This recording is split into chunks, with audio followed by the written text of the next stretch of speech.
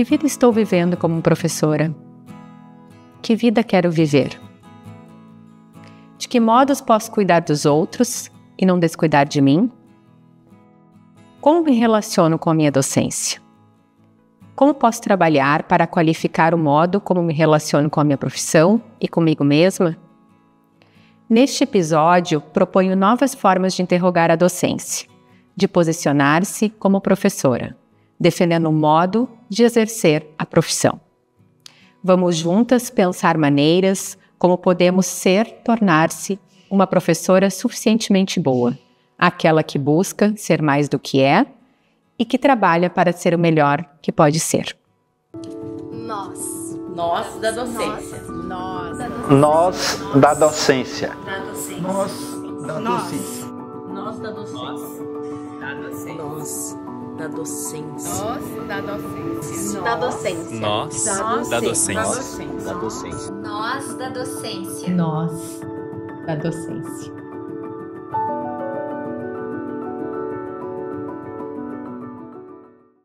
Olá, meu nome é Maria Cláudia Dalinha. Sou professora dos pequenos e dos grandes, e este é o podcast Nós da Docência. Este podcast é sobre nós. Convido você para dialogar comigo sobre as nossas docências, buscando encontrar dentro de nós modos de atar e desatar a nossa profissão. Vamos juntas cuidar da gente. O que é ser uma boa professora? Como tornar-se uma boa professora? O que separa um bom professor de um mau professor? Como formar um bom professor? Que perfil tem o bom professor? Essas perguntas ocupam um lugar central na nossa sociedade. Por um lado, elas nos convidam a celebrar o trabalho de professoras e professores para enfatizar a sua importância, para superar os problemas sociais. Por outro lado, elas nos induzem a desqualificar o trabalho de professoras e professores quando associamos o mau desempenho de estudantes em exames nacionais e internacionais, por exemplo, ao próprio trabalho realizado por essas professoras nas escolas e nas universidades. Para exemplificar o que estou propondo pensar, cito pesquisas de especialistas que se vinculam aos campos da educação, da pedagogia, da psicologia, da economia, entre outros. Vou resumir aqui alguns resultados dessas pesquisas com frases que traduzem o que se repete nestes estudos. Frase 1. Um problema de aprendizagem revela um problema de ensinagem. Essa frase traduz a relação entre as dificuldades de aprendizagem de crianças, jovens e adultos na escola e na universidade, com uma suposta incompetência da professora para ensinar.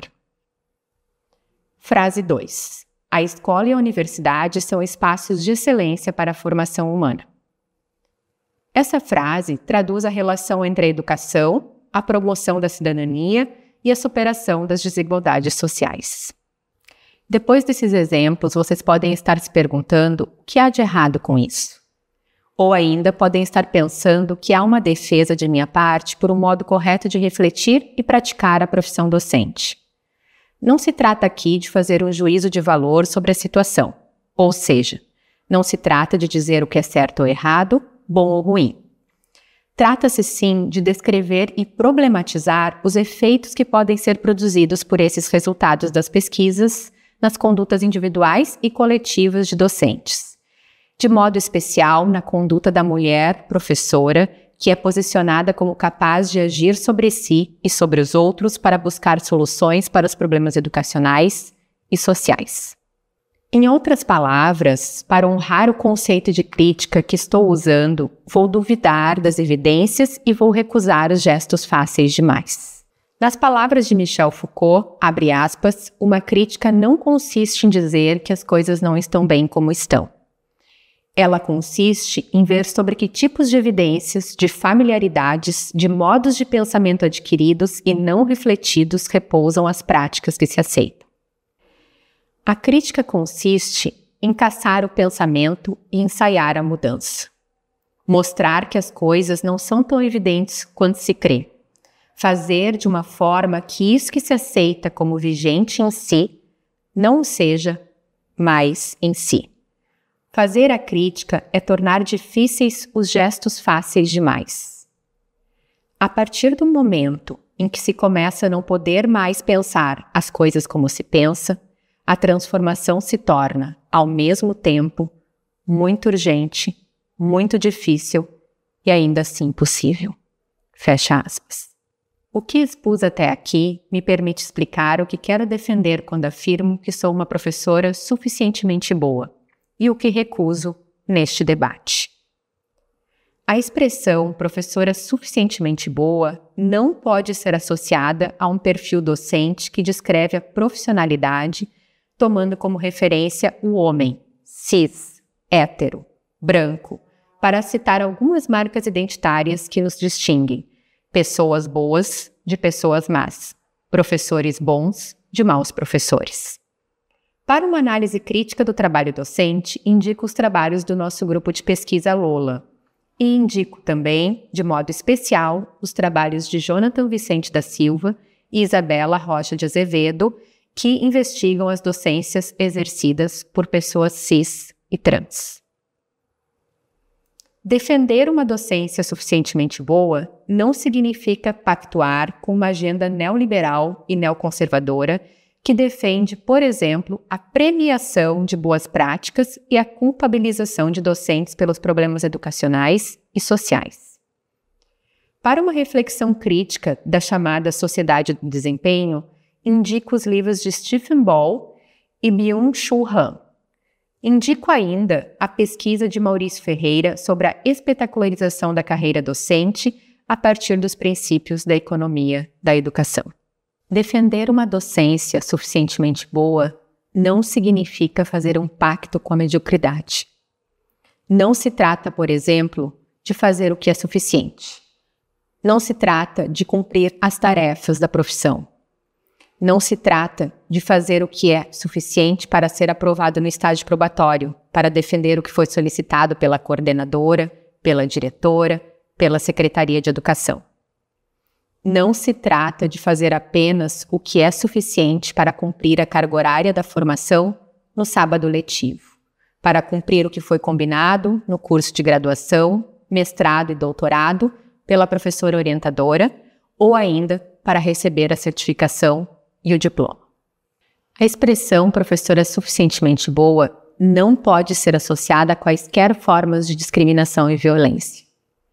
Para cuidar de si e da nossa profissão, precisamos ter a coragem de olhar para dentro de nós, para pensar de forma crítica o modo como vivemos a docência, como conduzimos o nosso trabalho e como nos relacionamos com a profissão docente.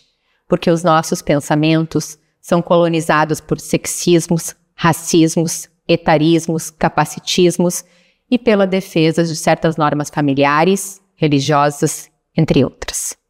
Para explicar o que quero defender como tornar-se uma professora suficientemente boa, vou contar para vocês uma história que amo ler com as minhas filhas e que também já trabalhei muitas vezes em sala de aula com as minhas turmas. A história se chama O Pote Vazio, de Demy. Esta é a história sobre a semeadora, sobre o medo e sobre a coragem, sobre a verdade e sobre o encontro do menino Ping com o imperador da China. O imperador procurava um sucessor para o seu reino. E como gostava muito de cultivar flores, teve uma ideia: distribuir sementes especiais para todas as crianças. Elas deveriam passar um ano cultivando as sementes e, ao final, mostrarem para o imperador o resultado desse trabalho. O menino Ping, como uma das crianças do reino, recebeu sua semente e tinha certeza de que conseguiria cultivar a flor mais bonita.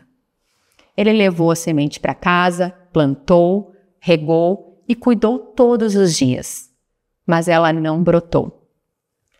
Mudou de vaso, mudou a terra, continuou regando, aguardou, cuidou com paciência durante muitos e muitos meses. A flor não apareceu. A semente não brotou. Ao final do ano, encontrou seu amigo, e percebeu que no vaso dele havia uma flor muito bonita.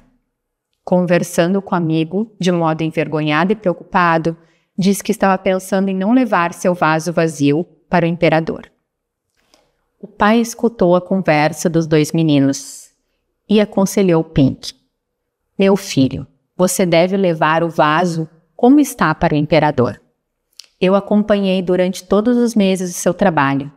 Você cuidou dessa semente, fez o melhor possível com o que recebeu, e este trabalho deve ser mostrado ao imperador. Ping escutou o pai e foi com medo e com coragem ao encontro do imperador. No dia, todas as crianças estavam reunidas com muitas flores e seus vasos, e Ping segurava um pote vazio. O imperador olhou uma a uma das flores cultivadas pelas crianças. Chegou a vez de Ping. Ping ainda estava envergonhado e com medo. As crianças riam dele. O imperador perguntou: Ping, por que você me trouxe esse pote vazio?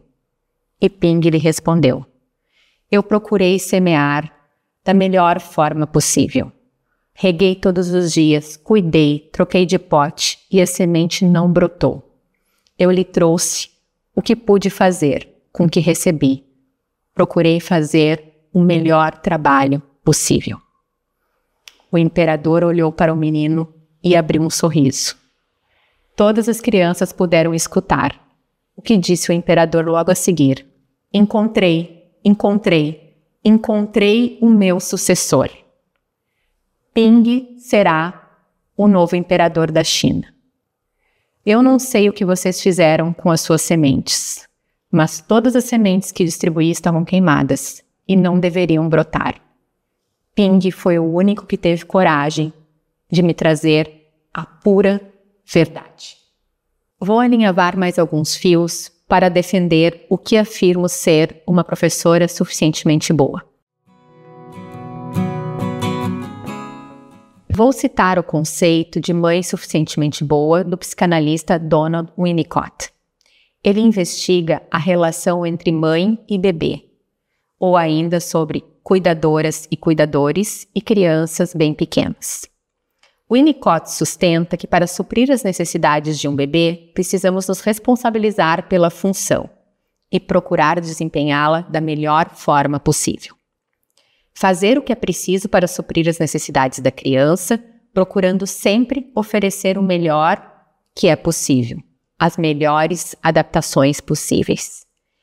Essas adaptações podem produzir efeitos, tanto para filhas e filhos como para as mães e cuidadoras. Vou citar aqui exemplos para a nossa reflexão. Imaginemos que uma criança está com raiva porque a mãe não deixou que ela comesse somente o que deseja. Ou ainda, que uma orientanda de graduação, mestrado ou doutorado está com raiva porque recebeu seu texto com muitas correções da professora orientadora. Nessas cenas, podemos imaginar mulheres exercendo as suas funções, como mães, professoras e orientadoras. As cenas envolvem educação, formação e ensino. Para atender às necessidades das crianças e das orientandas adultas, por exemplo, naqueles exemplos que citei anteriormente, mulheres, mães, professoras, orientadoras precisam adaptar-se, regulando seus sentimentos e os sentimentos daquela criança e daquela orientanda que, no momento, devolvem a raiva. Isso pode levar horas, isso pode levar dias, isso pode levar anos, dependendo da relação que se estabelece ali. No caso de filhas e filhos, a relação é vitalícia.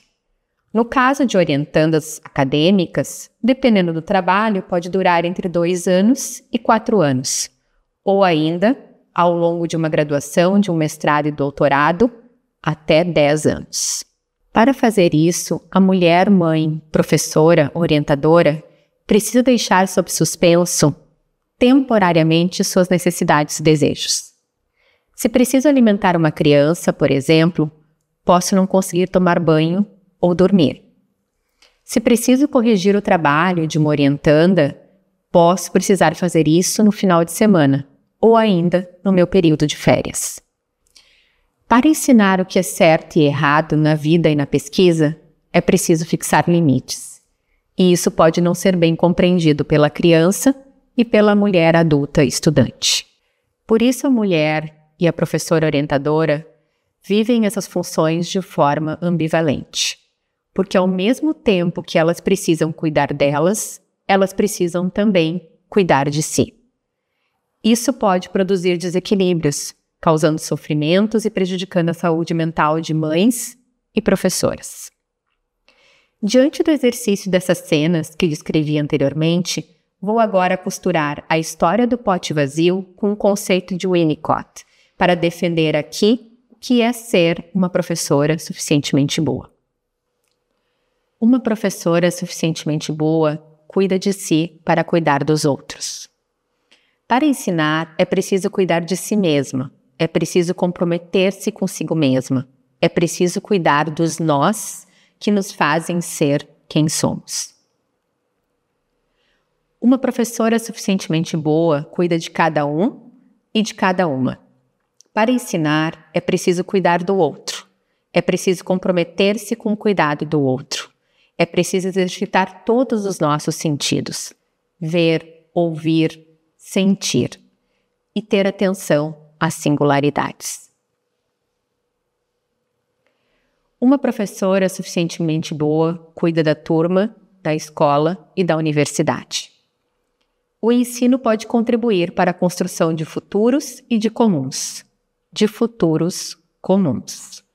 Estou propondo refletirmos sobre a função pública da escola e da universidade e, ao mesmo tempo, defender a educação como um bem público e como um bem comum. O processo de tornar-se uma professora suficientemente boa precisa também ser alimentado pelas nossas escolas e pelas nossas universidades. E estou me referindo aqui aos nossos espaços de trabalho.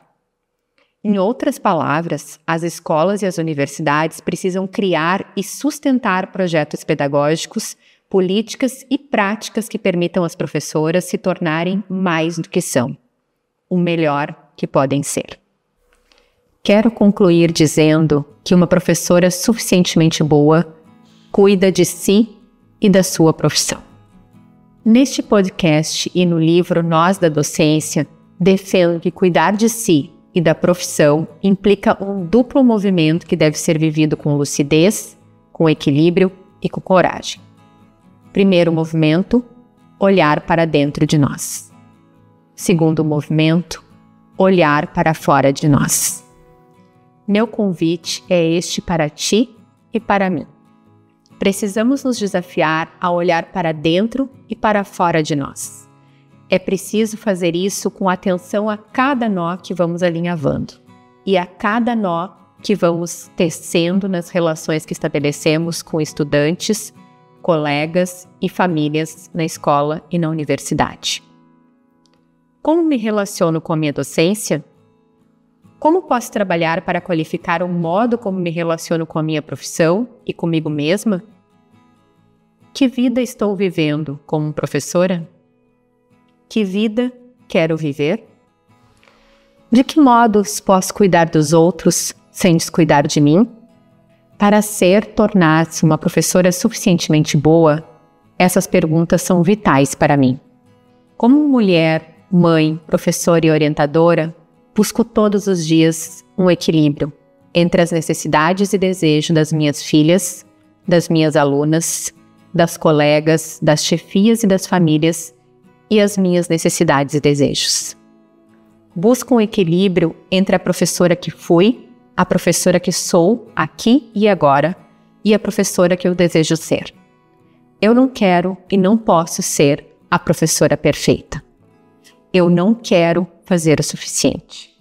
Eu não quero fazer de qualquer forma.